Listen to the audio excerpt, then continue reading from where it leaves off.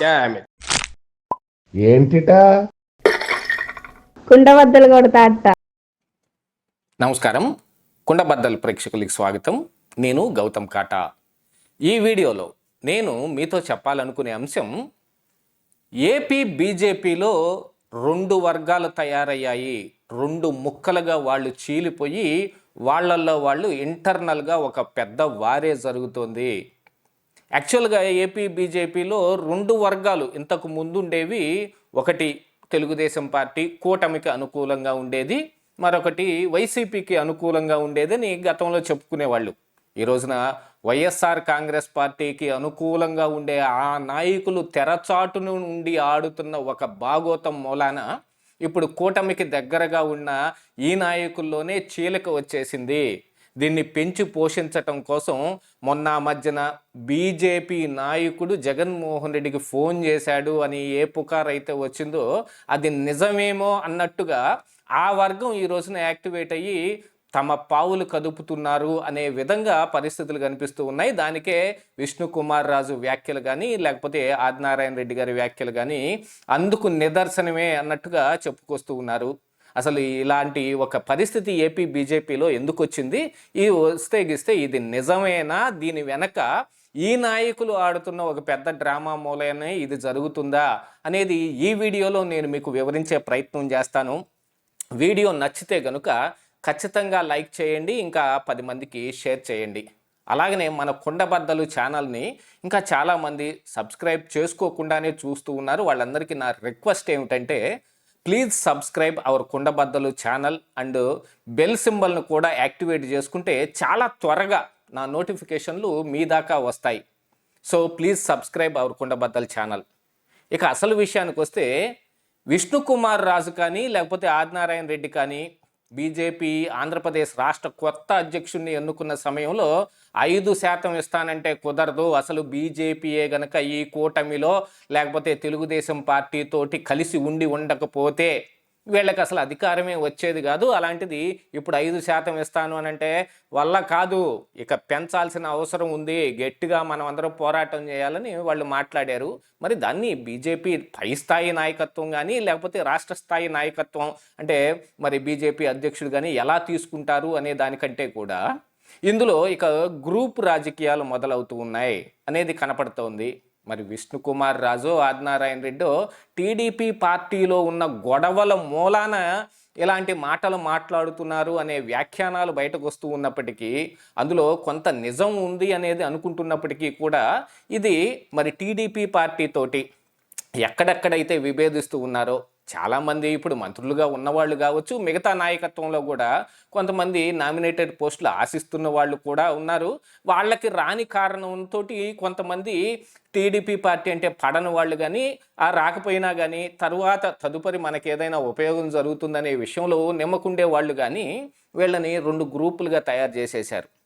ఇక ఈ గ్రూపుల్ని పెంచి పోషించటానికి వెనక నుంచి ఎవరైతే వైసీపీకి చాలా దగ్గరగా ఉంటూ ఉన్నారో, అంటే గతంలో 5 సంవత్సరాలు జగన్మోహన్ రెడ్డి అధికారంలో ఉన్నప్పుడు బాగా ఫేము నేము తెచ్చుకున్నోళ్ళో, లేకపోతే ఎక్కువ లబ్ధి పొందిన వాళ్ళో, ఎక్కువ ప్రాచుర్యంలోకి వచ్చిన ఆ నాయకులు వాళ్ళ పేర్లన్నీ ఇప్పుడు నేను కొత్తగా మళ్ళీ మీకు చెప్పాల్సిన పని లేదు, అందరికీ అన్ని విషయాలు బాగా తెలుసు.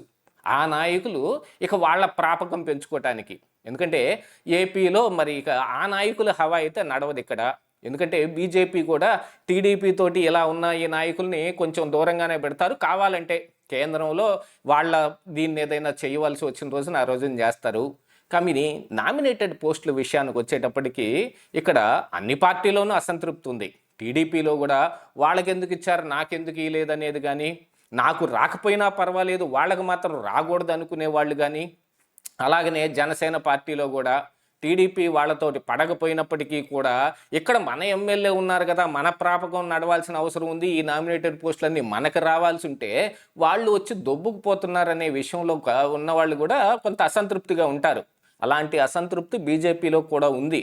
ఆ ఒక్క కారణంతో పాటుగా ఇటు విష్ణుకుమార్ రాజుకు కానీ ఇటు ఆదినారాయణ రెడ్డికి కానీ, ఎందుకంటే ఎక్కువ మొత్తంలో పెద్ద గళం వినిపించగలిగిన వాళ్ళు ఈ రోజున వీళ్ళే కనిపిస్తున్నారు. ఇంతకు మించి ఎవరు కనపడటం లేదు.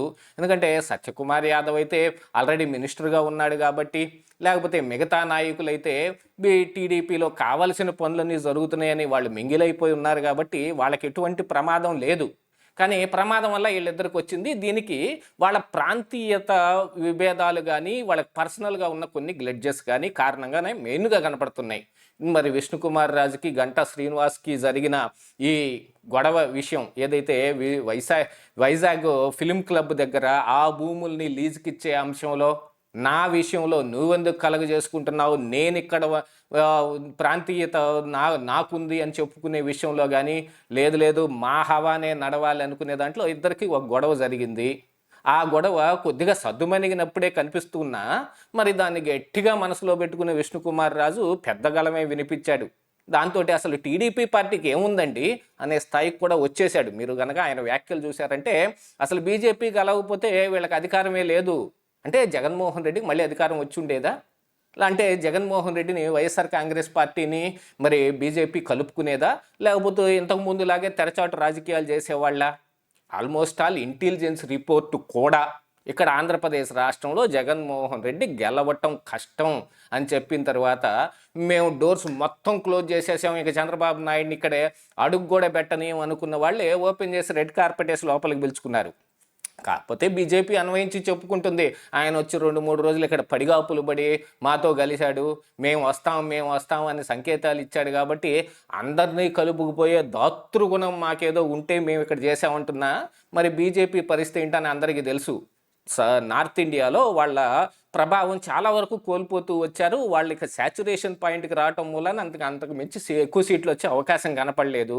మరి ఆ సమయంలోనే కదా ఇక్కడ ఆంధ్రప్రదేశ్ రాష్ట్రంలో ఉన్న ఈ పార్లమెంట్ సీట్లన్నీ వాళ్ళకి అవసరమై కూర్చున్నాయి. అలాగా ఇప్పుడు గంపగొత్తగా వాళ్ళకి కావాల్సినన్ని సీట్లను ఉండబట్టే ఈ రోజున మోడీ 3.0 కూడా నడుస్తుంది. మరి ఆ మాట ఎందుకు అన్నాడంటే ఆయన ఉద్దేశం వేరే కాబట్టి. ఇక ఆదినారాయణ రెడ్డికి మరి జేసీ బ్రదర్స్కి ఉన్న ఈ గొడవల్లో అతనికి ఉన్న దాన్ని ఆయన చూస్తారు. ఆల్మోస్ట్ ఆల్ మరి ఇక ఆదినారాయణ రెడ్డి గారు కొంచెం నోటు దురుసు గల వ్యక్తే. ఆయన మాట్లాడాడు అని అంటే అది కేవలం ప్యూర్గా పర్సనల్గానే ఉంది.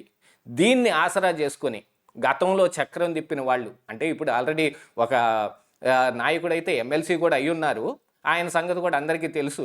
కాకపోతే మిగతా ఇద్దరు కొంతమంది ఉన్నారు, వాళ్ళు ఈ గ్రూపు రాజకీయాన్ని బాగా సెగేస్తూ ఉన్నారు.